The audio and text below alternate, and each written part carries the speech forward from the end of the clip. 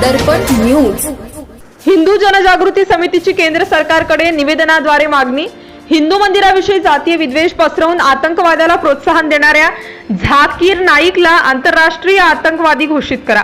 हिंदू मंदिरात काम करण्यासाठी जाणे सर्वात मोठे महापाप आहे. तसेच मंदिर वा चर्चमध्ये जाण्यापेक्षा हजारो लोकांना मारणाऱ्या शस्त्र बनवणाऱ्या कारखान्यात जाणे अधिक चांगले. मंदिर किंवा चर्च येथे शिर्क महापाप केले जाते. शिर्क हे इस्लामनुसार महापाप आहे.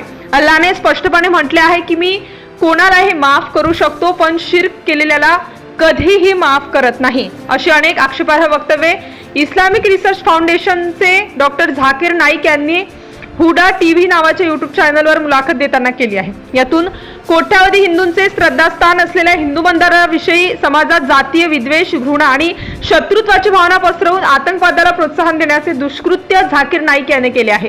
त्यामुळे संयुक्त राष्ट्र संघात झाकीर नाईक याला आंतरराष्ट्रीय आतंकवादी घोषित करण्यासाठी तसेच त्याला भारताच्या स्वाधीन करण्यासाठी मलेशिया सरकारवर भारत सरकारने दबाव निर्माण करावा अशी मागणी हिंदू जनजागृती समितीने केंद्रीय गृहमंत्र्यांकडे एका निवेदनाद्वारे केली आहे.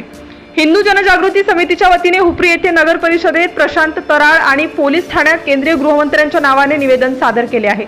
यावेळी महाराष्ट्र नवनिर्माण सेनेचे शहर प्रमुख ऋषिकेश दयानंद साडी, श्री शिवप्रतिष्ठान हिंदुस्थानचे धारकरी श्री महादेव आडावरकर, हिंदुत्वनिष्ठ सर्वश्री नितीन काकडे, ऋषिकेश दिवाण, गौरव नेमिष्ठे, सचिन माळी, अनिकेत देशमुख, पद्मराज इंग्रोळे, संदीप निकम, श्री सौरभ बेगडे उपस्थित होते.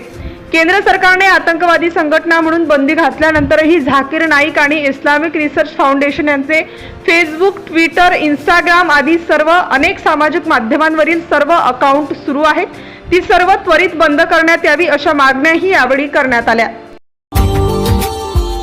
Subscribe now and press the bell icon. Never miss an update.